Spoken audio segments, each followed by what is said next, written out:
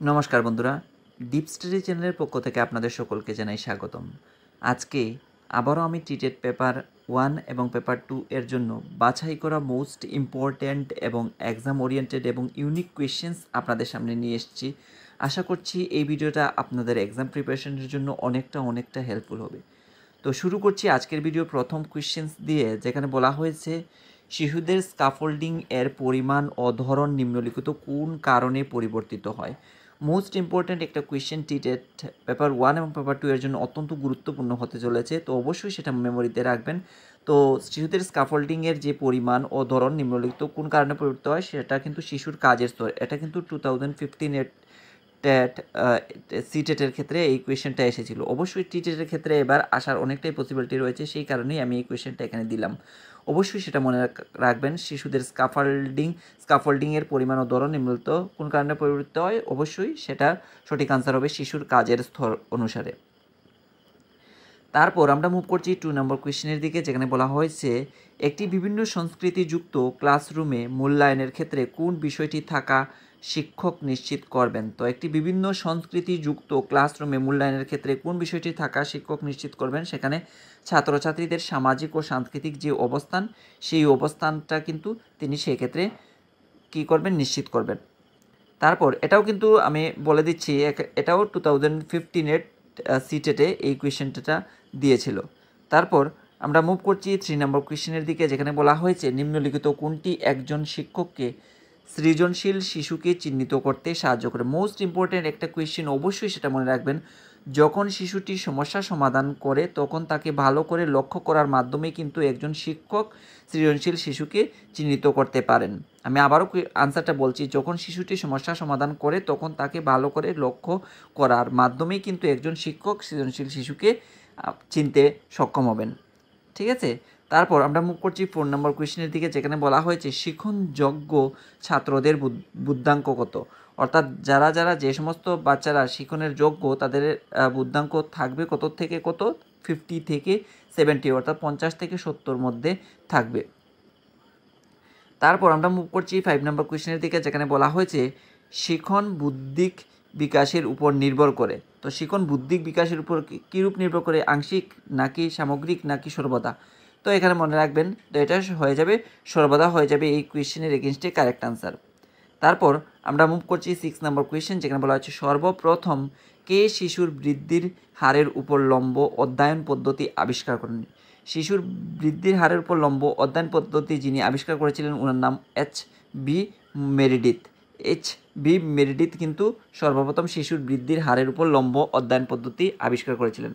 খুব important question টিটেট paper 1 এবং paper 2 এর জন্য, অবশ্যই সেটা মনে রাখবেন।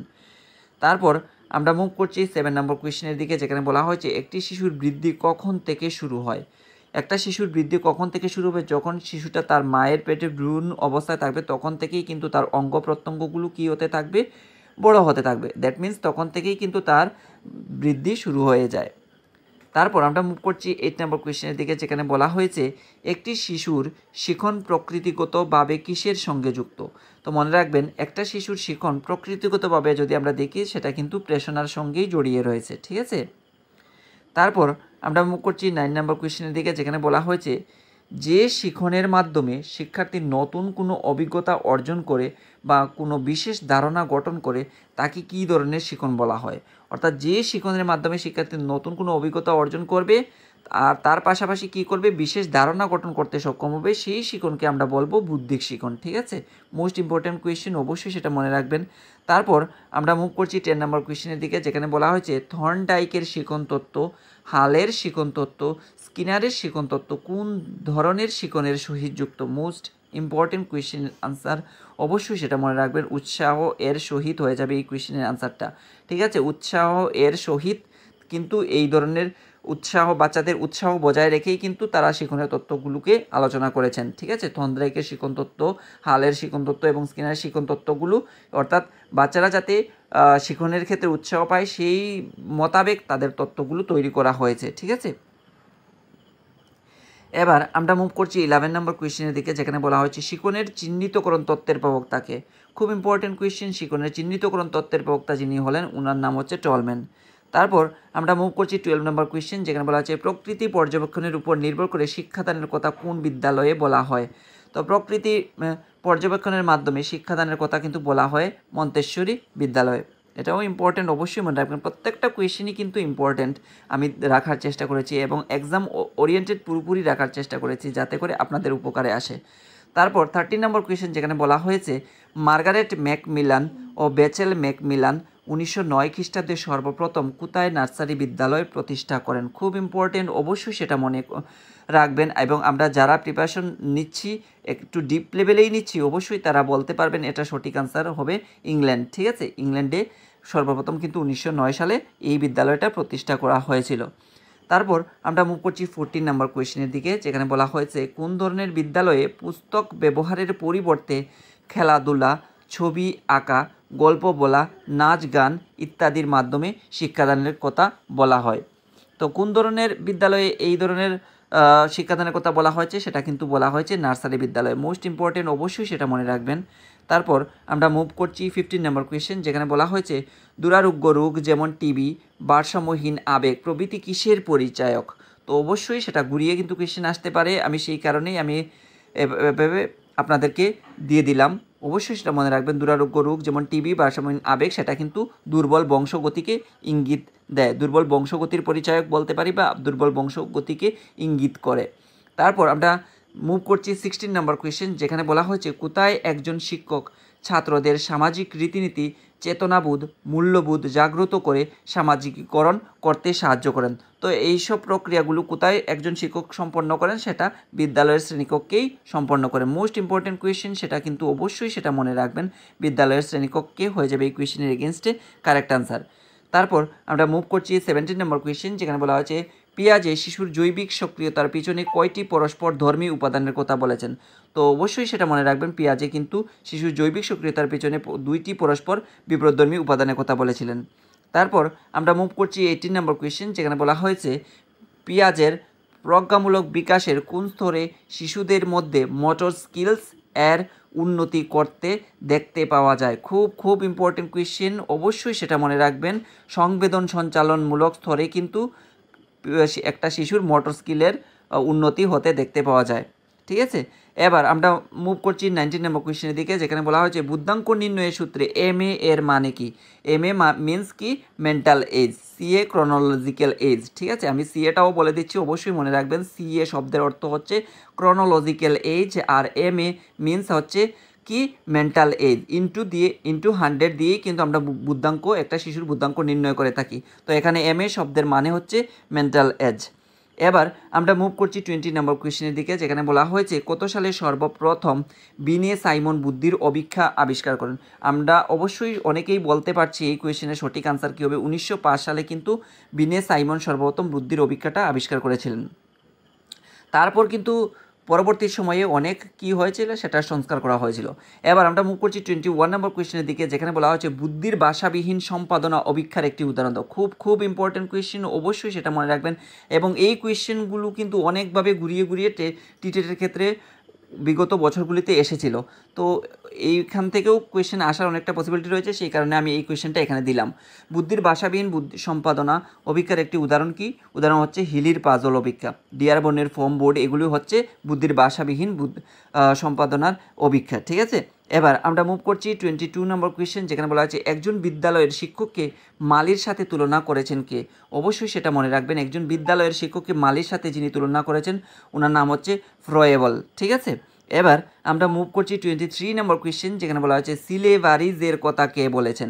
সিলেবারিজের কথা যিনি বলেছিলেন ওনার নাম হচ্ছে জন পেস্তালস্কি। জন পেস্তালস্কি কিন্তু সর্বপ্রথম সিলেবারিজের কথা বলেছিলেন।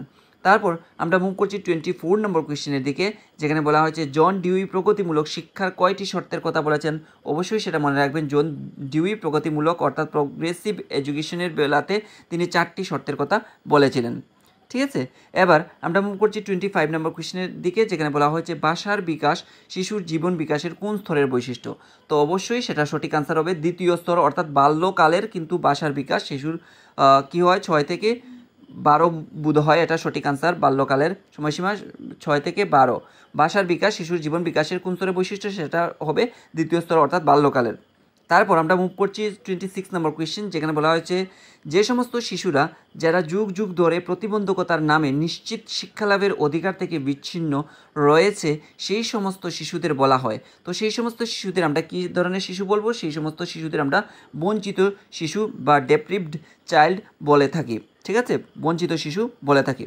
তারপর আমরা মুভ করছি 27 নম্বর কোয়েশ্চেনের দিকে, যেখানে বলা হয়েছে প্রথা বহির্ভূত শিক্ষার আন্দোলন শুরু হয় কোন শিক্ষার ক্ষেত্রে? তো প্রথা বহির্ভূত শিক্ষার আন্দোলন শুরু হয়েছিল যে শিক্ষার ক্ষেত্রে, সেটা হচ্ছে উচ্চ শিক্ষা লাভের জন্য বা উচ্চ শিক্ষার ক্ষেত্রে কিন্তু সেই প্রথা বহির্ভূত শিক্ষার আন্দোলন শুরু হয়েছিল। তারপর আমরা মুভ করছি 28 নম্বর কোয়েশ্চেন, যেটা মোস্ট ইম্পর্টেন্ট কোয়েশ্চেন, অবশ্যই সেটা মনে রাখবেন। মোটর লার্নিং ডিফিকাল্টিস অক্ষমতাটি অন্য কী নামে পরিচিত? তো মোটর লার্নিং ডিফিকাল্টিস অক্ষমতা যেটি, সেটি ডিসপ্রেক্সিয়া নামে পরিচিত। ঠিক আছে, অবশ্যই সেটা মনে রাখবেন, মোস্ট ইম্পর্ট্যান্ট একটা কোয়েশ্চেন। এবং টেট 2025-এ এই কোয়েশ্চেনটা আসার অনেকটাই পসিবিলিটি রয়েছে। তারপর আমরা মুভ করছি 29 নম্বর কোয়েশ্চেন, যেখানে বলা হয়েছে শিক্ষণ হলো সেটা যার মাধ্যমে শিশুর সার্বিক বিকাশ ঘটানো হয়। কথাটি কে বলেছেন? তো শিক্ষণ সেটাকেই বোঝানো হচ্ছে যার মাধ্যমে শিশুর কি ঘটানো যায়, সার্বিক বিকাশ ঘটানো সম্ভব হয়। তো সেটা বলেছিলেন টি.এফ. গ্রিন কিন্তু এই কথাটা বলেছিলেন। তারপর আমরা মুভ করছি 30 নম্বর কোয়েশ্চেন, যেখানে বলা হয়েছে ক্রোধ, ভালোবাসা, ভয় ইত্যাদি কী ধরনের প্রক্ষোভের উদাহরণ? তো ক্রোধ, ভালোবাসা, ভয় ইত্যাদি হচ্ছে প্রাথমিক বা একটা শিশুর প্রাথমিক বা মৌলিক, আমরা বলতে পারি প্রাথমিক বা মৌলিক প্রক্ষোভের উদাহরণ হলো এই ক্রোধ, ভালোবাসা, ভয়। তো এই ছিল পেডাগজি থেকে বাছাই করা মোস্ট ইম্পর্ট্যান্ট এবং এক্সাম ওরিয়েন্টেড, অথবা আমি বলতে পারি ইউনিক অনেকটাই কোয়েশ্চেন্স। তো এই কোয়েশ্চেন্সগুলো আপনারা অত্যন্ত গুরুত্ব সহকারে দেখবেন এবং মনোযোগ সহকারে মেমোরিতে ঢুকিয়ে রাখবেন, যাতে করে আপনারা আপনাদের এক্সাম প্রিপারেশনকে মজবুত করতে সক্ষম হন। ধন্যবাদ সবাইকে। আপনারা সবাই ভালো থাকুন, সুস্থ থাকুন, আর সুস্থভাবে আপনাদের এক্সাম প্রিপারেশনকেও চালিয়ে নিয়ে যান এই কামনাই করছি। আবারও সবাইকে ধন্যবাদ।